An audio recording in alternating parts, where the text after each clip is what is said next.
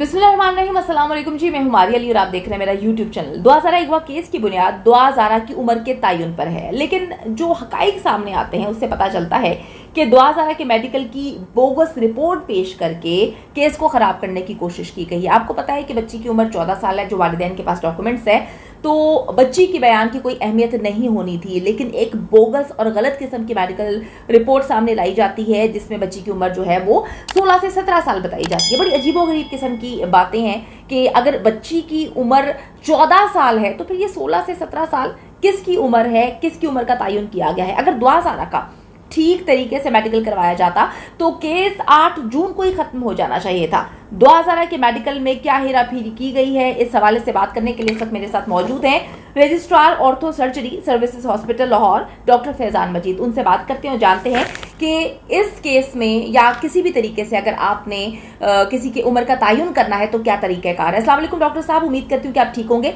Doctor साहब, ये बताइए कि किसी की उम्र जांचने के लिए क्या मेथड्स अपनाए जाने चाहिए और किस शोबे के डॉक्टर्स जो हैं उसको मेडिकल बोर्ड का हिस्सा बनाना जरूरी है। अस्सलाम वालेकुम मारिया जी, थैंक यू। अच्छा, आपका जो क्वेश्चन है मैं उसको पहले रिफ्रेश कर देता हूँ।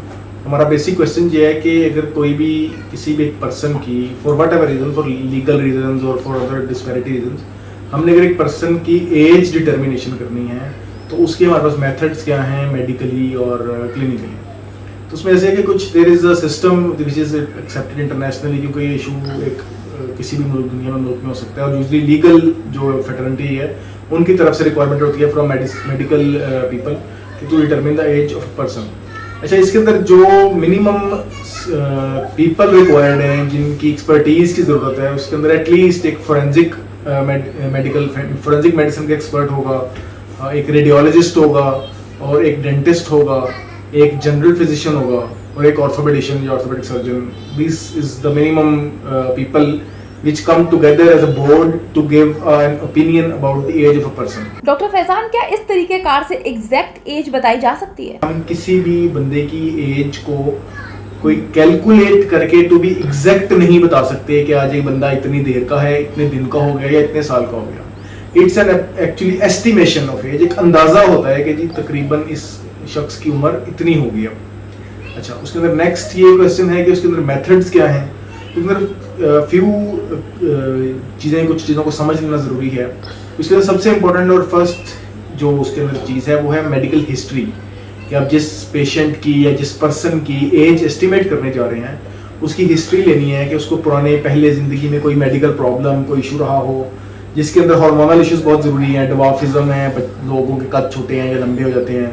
उसके अंदर सेकेंडरी सेक्शुअल करेक्टर्स की अपीयरेंस डिलेड हो सकती है कुछ हार्मोन्स की वजह से, जिसकी वजह से एज के एस्टिमेशन में हमें कुछ प्रॉब्लम्स आ सकती हैं, या उसको अंडरस्टैंड करना ज़रूरी है before proceeding on to that decision.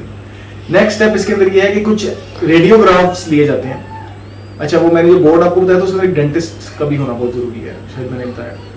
अब इनके अंदर ये कि कुछ रेडियोग्राफ्स बड़े नेसेसरी हैं। उसके अंदर कुछ एक माउथ का जॉ का रेडियोग्राफ होता है जिसको OPG या ऑर्थोपेंटाइमोग्राम कहते हैं। एक बेसिकली पैनोरामिक व्यू होता है पूरे के पूरे जॉ का, जिसके अंदर आपके सारे टीथ नज़र आ रहे होते हैं और एक रेडियोलॉजिस्ट और एक डेंटिस्ट मिलकर ओपिनियन देता है कि जी ये इस वक्त किस डेवलपमेंटल स्टेज पे कौन से टीथ नज़र आते हैं और इस पेशेंट में कौन से, इस शख्स में कौन से नज़र आ रहे हैं और इसके मुताबिक इसकी तकरीबन उम्र इतनी होगी। इसके अंदर थर्ड मोलर या विजडम टूथ या अकलदार का बहुत रोल है कि वो एक स्पेसिफिक एज के ऊपर ही पेशेंट्स के अंदर हमें नज़र आती है और वो उस एज के अंदर ही आप उससे अंदाज़ा लगा सकते हैं कि नेक्स्ट उसके अंदर ये है कि हम मल्टीपल बोन्स के एक्सरेज करते हैं। अच्छा, उसके अंदर हम अगेन वही बात कि एग्जैक्ट एज नहीं बता सकते, एक एस्टिमेशन होती है। उसके अंदर ऑसिफिकेशन सेंटर्स का बहुत रोल है। टेक्निकल टर्म में मैं लेमैन्स के लिए एक्सप्लेन कर दूं। बेसिकली हमारी जितनी जिस्म की हड्डियां होती हैं उनके जो एंड्स होते हैं, जब कोई बच्चा या कोई शख्स पैदा होता है तो उनके एंड्स बड़े सॉफ्ट और कार्टिलेजनस होते हैं, वो बोन नहीं होती, उसके अंदर कैल्शियम नहीं होता अभी, और वो बोन अपने एंड से ग्रो करती है। उसको ग्रो करने के लिए वहां पे एक एपिफाइजियल या अल्लाह ताला ने एक प्लेट बनाई हुई है, वो उस प्लेट से ग्रो करती है, उसके एजेस ग्रो करते हैं और लेटर ऑन जब वो अपनी एक्सपेक्टेड हाइट अपने जेनेटिक मेकअप के मुताबिक अचीव कर लेती है वो बोन, तो एक सर्टेन एज पे आके वो बोन ग्रो करना रुक जाती है और उसके वो जो ऑसिफिकेशन सेंटर्स होते हैं एंड पे, जो एपिफाइजिस प्लेट्स होती हैं उसकी, वो भी कैल्शियम उसके अंदर इकट्ठा हो जाता है और वो फ्यूज बाकी हड्डी के साथ करके बंद हो जाती है और उसके बाद मजीद ग्रोथ नहीं होती।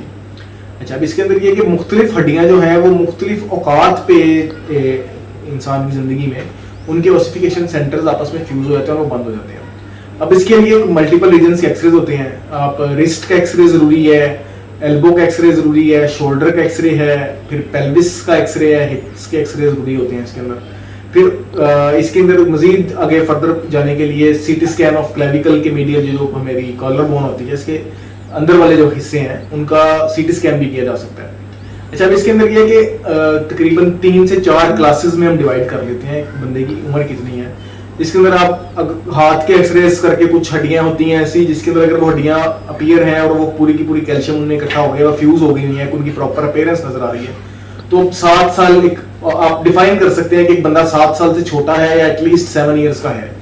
फिर नेक्स्ट जब आप स्टेज पे जाते हैं तो आप ये डिफाइन कर सकते हैं कि क्या एक शख्स ने 12 साल तक की उम्र तकरीबन अचीव कर ली है।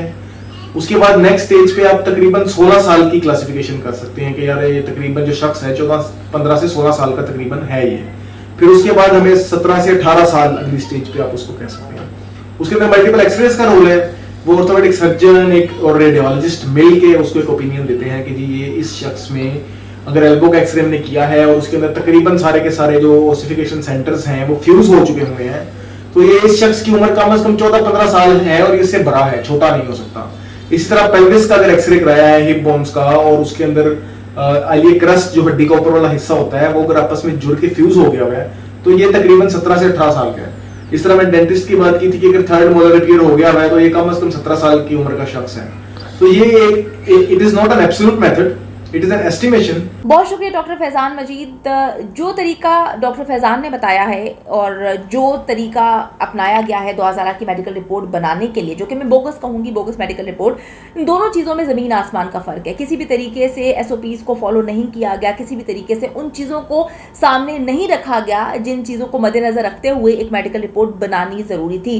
हाई प्रोफाइल केस है, उसके बाद इस केस में मजाक किया गया, धज्जियां उड़ाई गई, मुकम्मल तौर पर तबाह बर्बाद किया गया इस केस को। और आप ये देखें कि SOPs का तो ख्याल नहीं रखा गया, बनाने वाले ने मुंह उठाकर जो है रिपोर्ट भी बना दी क्योंकि उसको लग रहा था कि कोई पूछने वाला नहीं है। इससे पहले पता नहीं किसके साथ क्या कुछ लोग कर चुके होंगे।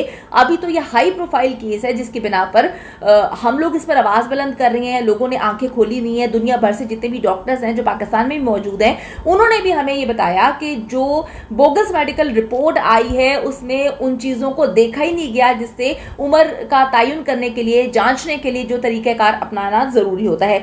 पुलिस ने जी मान लिया, हाई कोर्ट ने भी एतराज़ नहीं उठाया, हाई कोर्ट ने भी मान लिया कि जी जो टेस्ट किया गया है ये सही अंदाज में किया गया है और बच्ची की उम्र उन्होंने 16 से 17 साल मान ली। तो ठीक तरीके से अब मेडिकल होना चाहिए ताकि दूध का दूध और पानी का पानी हो और हमें इल्म हो सके कि जो नादरा के डॉक्यूमेंट्स हैं उसकी कोई वर्थ है या नहीं है। अब 10 रुकनी मेडिकल बोर्ड जो है बना दिया गया है, जो पाकिस्तान सिंध की हिस्ट्री का एक स्पेशल मेडिकल बोर्ड है। उसने हर तरीके से हर चीज़ को देखेंगे, अच्छे डॉक्टर्स जो हैं शामिल किए गए हैं और हर फील्ड से जो जो डॉक्टर इसमें होना चाहिए था उसको ऐड किया गया है। अब इंतज़ार है सिर्फ 2000 का कि कब 2000 को पेश किया जाएगा मेडिकल बोर्ड के सामने ताकि वो लोग SOPs को मद्देनज़र रखते हुए उसकी उम्र का तयन कर सके। और हम यकीन करते हैं कि इंशाल्लाह ताला हक और सच की जीत होगी। जो लोग गलत को सही बनाने की कोशिश करें उनको मुंह की खानी पड़ेगी।